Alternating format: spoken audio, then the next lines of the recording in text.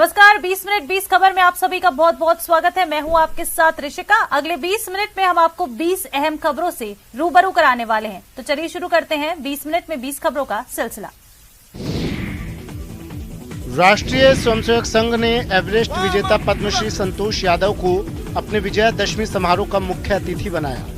ये पहला मौका है जब आरएसएस ने किसी महिला को अपने दशहरा कार्यक्रम का मुख्य अतिथि बनाया है। संतोष यादव ने सरसंघ चालक मोहन भागवत के साथ पूजा अर्चना की। उन्होंने नागपुर के आरएसएस मुख्यालय में परंपरागत शस्त्र पूजा की।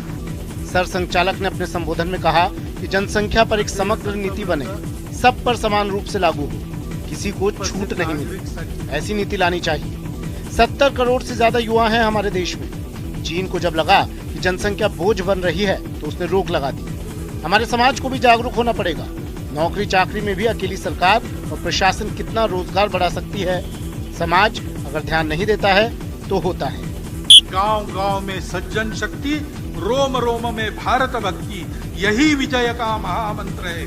दसों दिशा से करे प्रयाण, जय जय मेरे देश महान। इस कर्तव्य पथ पर हम सब स्वयं सेवक आगे बढ़े, समाज भी हमारे साथ आगे आए, स्वतंत्र रूप से भी हमारे साथ चल सकता है। हम सब लोग साथ मिलकर चले और परम वैभवी भारत को विश्व गुरु बनाए। रक्षा मंत्री राजनाथ सिंह बुधवार को भारत चीन सीमा से जुड़े हुए औली माणा इलाकों में पहुंचे, जहां उन्होंने भारतीय सेना के जवानों से मुलाकात की। विजयादशमी के पावन पर्व पर सेना में प्रयोग होने वाले विभिन्न हथियारों की पूजा की। इस दौरान रक्षा मंत्री राजनाथ सिंह ने कहा कि भारत पहला देश है जहां अस्त्रों की पूजा होती है।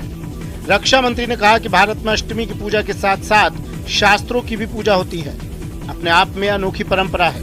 राजनाथ सिंह ने जवानों से मुलाकात कर उनका हौसला बढ़ाया और कहा कि केंद्र की मोदी सरकार हमारे देश के जवानों के साथ कंधे से कंधा मिलाकर कठिन से कठिन परिस्थितियों में खड़ी है। समस्याएं जो भी हो, सरकार सबका समाधान करने के लिए तैयार है। उन्होंने कहा कि आज भारत देश की पहचान अलग से विदेशों में भी स्थापित हो चुकी है। पहले ये चीजें नहीं थी। दुश्मन हमारे देश को आंख उठाकर नहीं देख सकता है। अगर हमें छेड़ोगे तो हम छोड़ेंगे नहीं। ये भारत देश के सैनिक की पहचान है। इस दौरान भारतीय सेना के जवानों ने रक्षा मंत्री राजनाथ सिंह के साथ मिलकर विजयादशमी का पावन पर्व मनाया, मिठाई खाई और यादों के लिए कुछ तस्वीरें भी खिंचवाई। यह पर्व ऐसा पर्व है जिस दिन शस्त्रों की पूजा होती है। दुनिया के किसी देश में शस्त्रों की पूजा नहीं होती, लेकिन भारत दुनिया का अकेला देश है जहां शास्त्रों की भी पूजा होती है और शस्त्रों की भी पूजा होती है।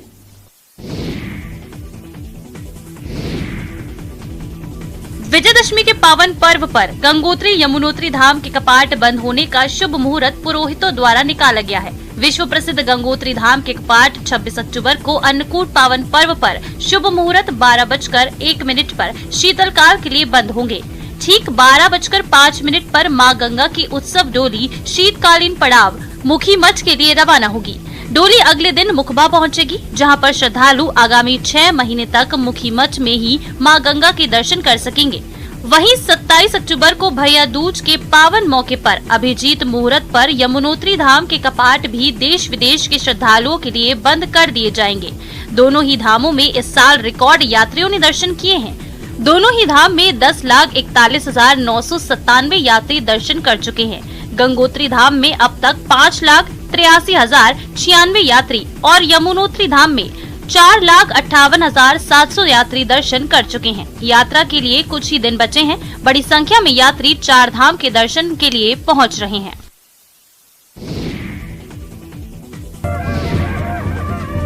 हिमाचल प्रदेश के जिला कुल्लू के ऐतिहासिक ढालपुर मैदान में बुधवार से आरंभ हुए देव महाकुंभ के नाम से विश्व विख्यात अंतर्राष्ट्रीय कुल्लू दशहरे में शिरकत करने के लिए प्रतीकात्मक रूप से सैकड़ों देवी देवता अपने हरियाणों संग जिला मुख्यालय पहुंच रहे हैं।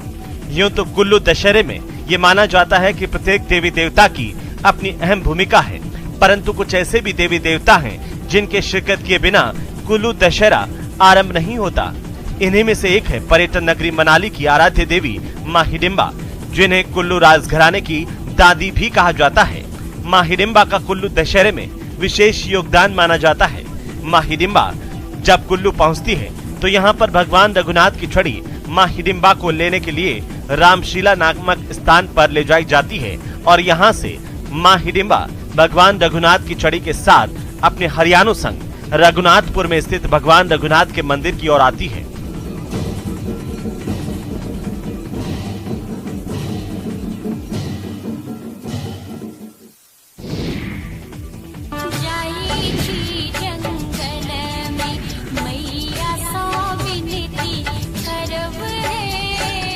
मधुबनी में दुर्गा पूजा के दौरान झिझिया लोक नृत्य की परंपरा सैकड़ों साल पुरानी है। झिझिया बुराई पर अच्छाई की जीत का प्रतीक है।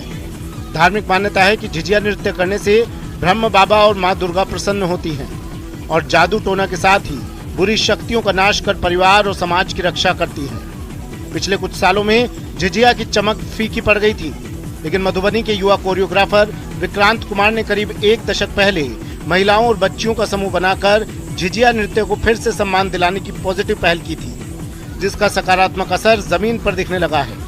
नवरात्रि में इस बार अष्टमी और नवमी की रात से ही मधुबनी की सड़कों और पूजा पंडालों के आसपास झिझिया की झनक गूंजने लगी है।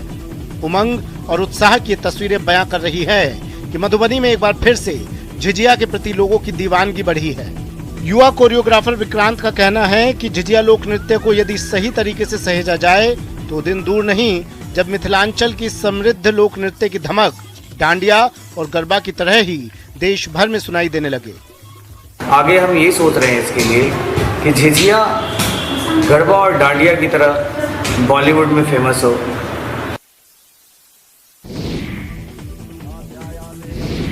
बुराई पर अच्छाई का प्रतीक विजयदशमी के पर्व में जहां देश के कई हिस्सों में होने वाली रामलीलाओं में रावण का वध कर उसका पुतला जलाया जाता है, वहीं राम की तपोभूमि चित्रकूट में एक ऐसा गांव है जहां के लोग दशहरे के दिन रावण की पूजा करते हैं। उत्तर प्रदेश का चित्रकूट ही वो इलाका है जहां राम ने भाई लक्ष्मण और पत्नी सीता सहित अपने वनवास के 14 वर्षों में से 11.5 वर्ष वनवास के बिताए थे। चित्रकूट भगवान राम की कर्मस्थली के रूप में दुनिया भर में जाना जाता है। चित्रकूट के रेपुरा गांव में राम ही नहीं बल्कि रावण की पूजा किए जाने का रिवाज भी है। रावण की पूजा करने का ये रिवाज सैकड़ों सालों से चला आ रहा है। आज भी इस गांव के लोग गांव की सीमा में स्थापित रावण की विशाल मूर्ति की पूजा अर्चना करते हैं। इस गांव के लोगों का कहना है कि वो रावण जैसे विद्वान ब्राह्मण की विद्वता की कद्र करते हैं। रावण की पूजा करने की वजह से ही चित्रकूट के इस गांव की पहचान विद्वानों के गांव के रूप में होने लगी है। रेपुरा गांव के कई लोग IAS, IES, PCS सहित तमाम उच्च सरकारी पदों पर आसीन हैं। बागपत में एक ऐसा गांव है जिसका नाम भी रावण के नाम पर रखा गया है। इस गांव का नाम है रावण उर्फ बड़ा गांव। इस रावण गांव में ना तो रामलीला का आयोजन होता है और ना ही दशहरे पर रावण का दहन। ये गांव बागपत के खेकड़ा क्षेत्र में देश की राजधानी दिल्ली से महज 22 किलोमीटर दूर है। यहाँ रावण को लेकर लोगों के मन में आस्था है, क्योंकि यहाँ के लोग रावण को देवता मानते हैं और देवता को न जलाया जाता है न उसका वध किया जाता है। ऐसी कहावत है कि रावण लंका में मां मंशा देवी को विराजमान करना चाहता था, जिसके लिए रावण ने कठोर तपस्या से मां को प्रसन्न किया। जिसके बाद रावण मां का शक्तिपुंज लेकर हिमालय से लंका जा रहा था। तभी जब बागपत के बड़ा गांव शक्तिपुंज लेकर पहुंचा तो रावण को लघु शंका की शिकायत हुई, तो रावण ने मां का शक्तिपुंज एक ग्वाले को दे दिया। ग्वाला मां का तेज सहन नहीं कर सका और शक्तिपुंज जमीन पर रख दिया। तब से मां बड़ा गांव में विराजमान हो गई और उस मंदिर का नाम मां मंशा देवी मंदिर है। लोगों का कहना है कि रावण की वजह से गांव में मां मंशा देवी की स्थापना हुई है, इसलिए वो उनके लिए देवता है, जिस कारण यहाँ के लोग रावण का वध नहीं करते। भारत विभिन्नताओं वाला देश है, जहां शहर शहर में अनेक प्रकार की बोलियों से परंपराओं से संजोए कई प्रकार के त्योहारों की कहानियां हैं। एक ऐसी कहानी भी है जहां पर रावण दहन के बाद जलेबी से मीठा मुंह करके दशहरा मनाया जाता है। सिरोही में दशहरे पर जलेबी खाने की अनोखी परंपरा कई वर्षों से चली आ रही है। रावण के दहन के बाद पूरा शहर जलेबी की मिठास में डूब जाता है। सिरोही शहर में अनेक जगह जलेबियों के पकवान बनाए जाते हैं। यहाँ पर एक ही दिन में 5 लाख तक रुपए का व्यापार होता है।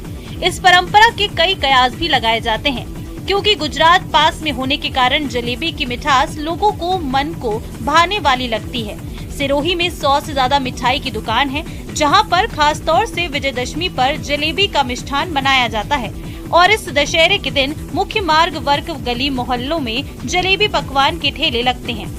रावण दहन के बाद सीधा लोग जलेबी खाने के लिए इन दुकानों पर देखने को मिल जाते हैं। यहाँ पर जलेबी विशेष तौर से कुरकुरी बनाई जाती है, जो खाने में बहुत ही शाही अंदाज की होती है। सिरोही में रावण और मेघनाथ के पुतला दहन के बाद सीधे ही लोग बाजारों में जलेबी खाने के लिए यहाँ पर नजर आते हैं।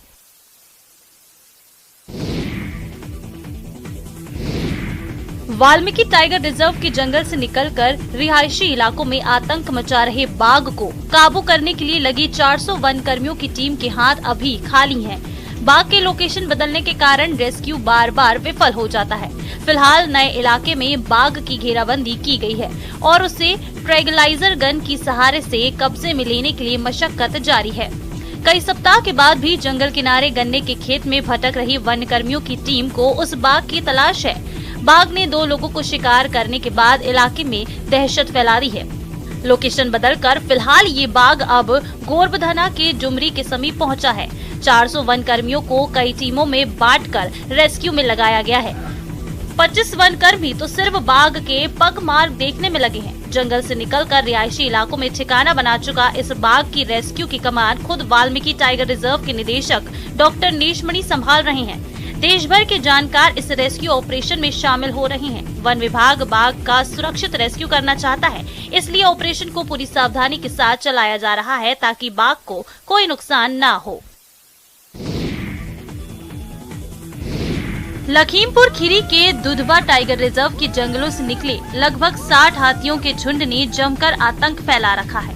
लगभग 20 गांव के खेतों में हाथियों के गन्ने धान की फसल को तहस नहस कर दिया गया है। हाथियों के आतंक के चलते लोग अपने घरों से निकलने से कतरा रहे हैं। जैतीपुर गांव पहुंचे इस हाथियों के झुंड ने जमकर उत्पात मचाया। खेतों की रखवाली कर रहे किसानों ने जब इन हाथियों को खदेड़ने की कोशिश की तो हाथियों ने किसानों पर हमला कर दिया।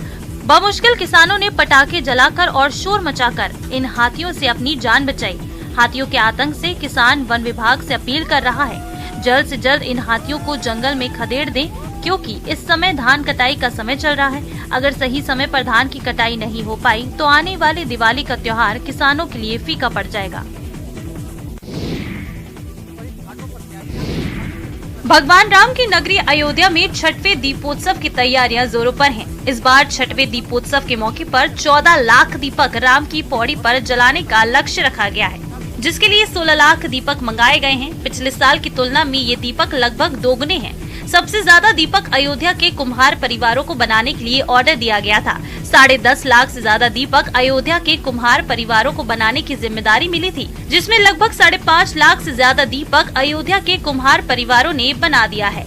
इसके अलावा आस पड़ोस के जनपद के भी मिट्टी के दीपक मंगाए गए हैं। इस वर्ष दीपक लाने का क्रम पहले से शुरू कर दिया गया है। इनको सुरक्षित रखा जा रहा है। इस वर्ष दीपक के साइज में भी इजाफा किया गया है। पिछले वर्षों की अपेक्षा में इस बार 10 ml ज्यादा तेल दीपकों में डाला जाएगा, यानी कि 40 ml तेल दीपक रहेगा, ताकि विश्व रिकॉर्ड बनाने के लिए तय समय तक दीपक जलते रहें।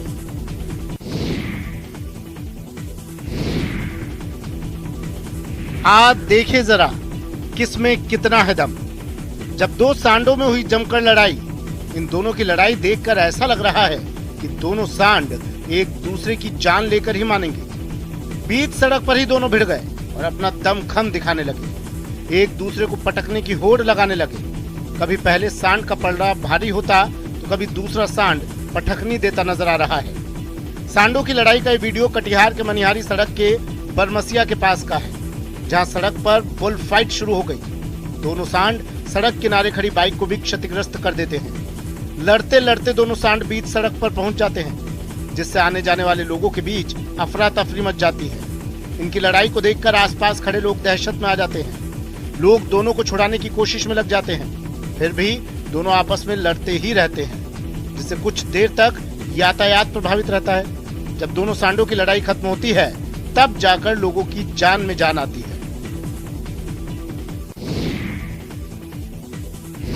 करीब 2 महीने पूर्व एक वीडियो सोशल मीडिया पर वायरल हुआ था, जिसमें भारतीय संस्कृति को अपनाने वाली एक महिला पारंपरिक परिधान पहनकर यूरोप में एक बीच पर नजर आई थी। इस वीडियो में नजर आ रही महिला का नाम धोली मीना है, जो यूरोप के माल्टा में पति लोकेश मीना के साथ रहती है। लोकेश भारतीय विदेश सेवा के अधिकारी हैं। यूरोप में भारतीय दूतावास में तैनात लोकेश मीना तो लाइमलाइट से दूर रहते हैं, लेकिन उनकी पत्नी भारतीय संस्कृति और राजस्थानी परंपरा से ओतप्रोत रहती हैं और इंस्टाग्राम पर राजस्थानी संस्कृति से जुड़े वीडियो डालती रहती हैं, जो अब पूरे देश विदेश में फेमस हो चुकी हैं। वायरल काकी ऑन बीच मानी जाने वाली धोली अब तक 203 पोस्ट डाल चुकी हैं और उसके 11,600 फॉलोवर हैं। धोली मीना पहले अंग्रेजी नहीं जानती थी, ऐसे में उसे विदेश में रहना और बाजार से कुछ खरीद के लाना बड़ी परेशानी का काम लगता था, लेकिन धीरे धीरे धोली मीना अंग्रेजी में एक्सपर्ट हो गई और अब वो आसानी से बाजार में जाकर शॉपिंग करती हैं।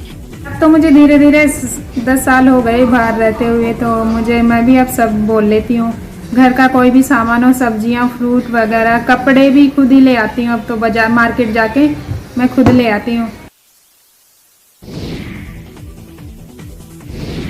यूपी के अति पिछड़े जनपदों में से एक सिद्धार्थनगर जिले के एक सरकारी स्कूल में अंतरिक्ष प्रयोगशाला का निर्माण होने जा रहा है।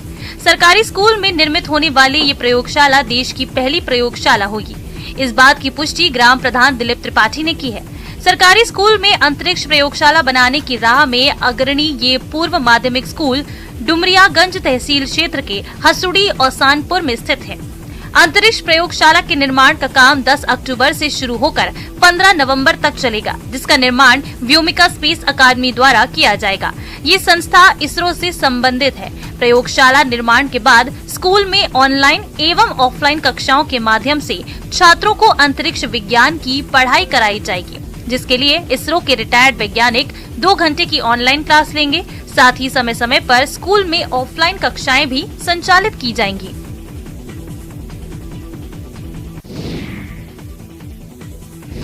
कब्रिस्तान, जिसका नाम सुनते ही अच्छे अच्छे लोग डर जाते हैं, लेकिन कब्रिस्तान में बच्चे उछल कूद करें और वहां बैठकर खाना खाएं तो चौंकिएगा नहीं। ये हकीकत है आगरा के पंचकुइया कब्रिस्तान की। दरअसल यहाँ एक स्कूल चलता है जिसमें गरीब बच्चे शिक्षा हासिल करने के लिए आते हैं। सबसे खास बात ये है कि ये स्कूल सरकार द्वारा मान्यता प्राप्त है। ये स्कूल 50 साल पुराना स्कूल है। ये बच्चे पढ़ना चाहते हैं, लेकिन पैसे की कमी की वजह से इस स्कूल में पढ़ रहे हैं। स्कूल के प्रिंसिपल का कहना है कि यहाँ पढ़ने वाले ज्यादातर बच्चों की आर्थिक स्थिति अच्छी नहीं है और किताबों की कमी के चलते उन्हें कई तरह की परेशानियों का सामना करना पड़ता है। सबसे बड़ी कमी सिर्फ किताबों की हमारे पास में। स्कूल की व्यवस्था तो हमने आपको पहले ही बताया कि हम लोग अपने स्तर से जो भी हमारे यहाँ जो सहयोग होता है हम उससे सारी जरूरतें पूरी करते रहते हैं, लेकिन बाजारों में किताब न होने के से ये जरूरत पूरी नहीं हो पाती। तो हमारा यही सभी से निवेदन है कि हमारे किसी भी तरह से या तो हमें बाजार में उपलब्ध करा दी जाए या फिर हमें किसी सरकार की तरफ से किताबें मुहैया कराएं, जिससे हम बच्चों का भविष्य उज्जवल बना सकें।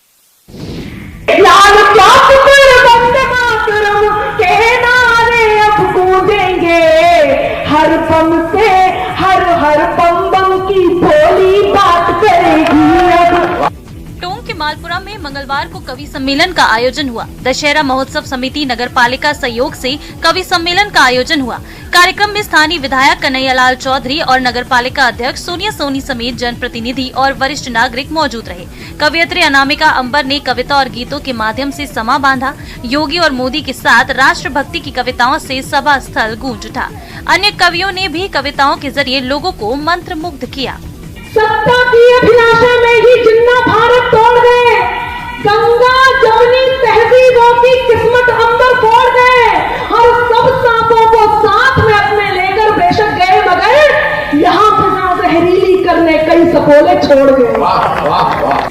नामचीन कवियों के साथ साथ अन्य कवियों की कविताओं को सुनकर लोग मंत्रमुग्ध हो गए। कवियों ने देशभक्ति, दशहरे और कॉमेडी और पैरोडी पर आधारित कई कविताएं प्रस्तुत की, जिसको सुनकर श्रोता वाह वाह कर उठे।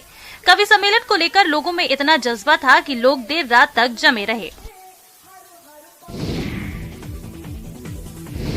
लोक संगीत की मधुर तान के दीवानों के लिए जोधपुर 2 साल बाद फिर गवाह बनेगा। मेहरानगढ़ म्यूजियम ट्रस्ट की ओर से 6 अक्टूबर से राजस्थान अंतर्राष्ट्रीय लोक महोत्सव मेहरानगढ़ दुर्ग में आयोजित किया जाएगा। कोरोना महामारी के कारण 2 वर्ष के बाद इस साल 6 से 10 अक्टूबर तक रिफ का आयोजन किया जा रहा है। जोधपुर रिफ के 13वें संस्करण का आयोजन मेहरानगढ़ दुर्ग और जसवंत थड़ा में होगा। दुनिया भर के संगीत प्रेमी राजस्थान के ऐतिहासिक शहर जोधपुर में आयोजित होने वाले 5 दिन के भव्य संगीत महोत्सव में न केवल विश्व स्तरीय संगीत सुन पाएंगे बल्कि जड़ों को भी समझ पाएंगे। जोधपुर रिफ महोत्सव में भारत सहित 9 देशों के 250 से अधिक म्यूजिशियंस और कलाकार संगीत लहरियों को बिखेरेंगे। 2 साल के अंतराल के बाद इस बार पुनः जोधपुर की रिफ की वापसी हुई है। इस बार नई पीढ़ी के साथ ही रोमांचक और नवीन शैली का आदान प्रदान ख्याति प्राप्त और स्थानीय कलाकार करेंगे।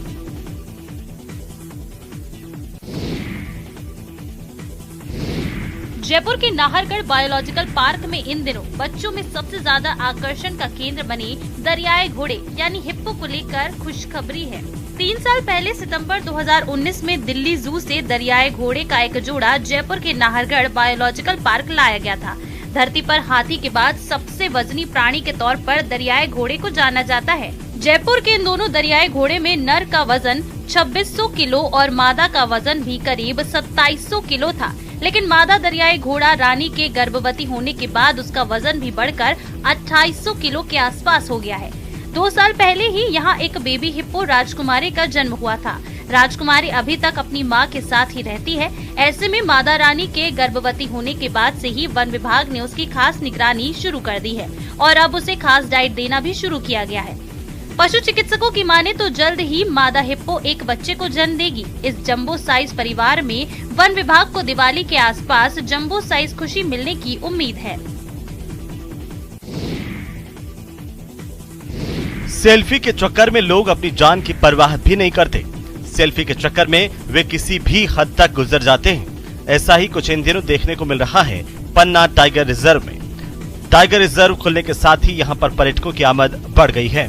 रोजाना भारी संख्या में पर्यटक पहुंच रहे हैं। यहाँ 70 से ज्यादा बाघ विचरण कर रहे हैं और बाघ आए दिन रोड पार भी करते हैं और गांव में देखे जा सकते हैं। प्रशासन की मनाही के बावजूद लोग अपनी जान को खतरे में डाल रहे हैं और वे बाघों के पास जाकर सेल्फी लेने की कोशिश कर रहे हैं। पन्ना टाइगर रिजर्व के पन्ना छतरपुर मार्ग नेशनल हाईवे 39 का ऐसा ही एक वीडियो सोशल मीडिया पर वायरल हो रहा है, जहां लोग सेल्फी के चक्कर में बाघ के करीब जाते दिखाई दे रहे हैं और सेल्फी की कोशिश कर रहे हैं। अपनी जान के साथ खिलवाड़ कर रहे लोगों का वीडियो सोशल मीडिया पर जमकर वायरल हो रहा है।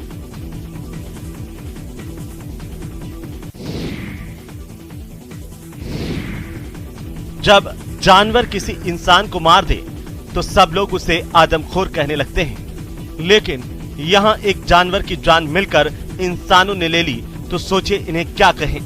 मानवता को शर्मसार करने वाला यह वीडियो खरगोन का है, जो इन दिनों तेजी से वायरल हो रहा है। यहाँ पर एक कुत्ते की पत्थरों से पीट कर निर्मम हत्या का वीडियो वायरल हुआ है।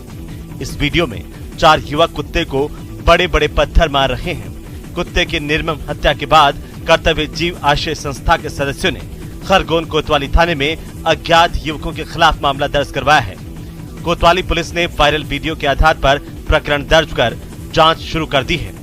घटना खरगोन के मुक्तिधाम के पास की बताई जा रही है। सबसे वफादार माने जाने वाले कुत्ते की निर्मम हत्या के वायरल वीडियो से शहर में सनसनी फैल गई।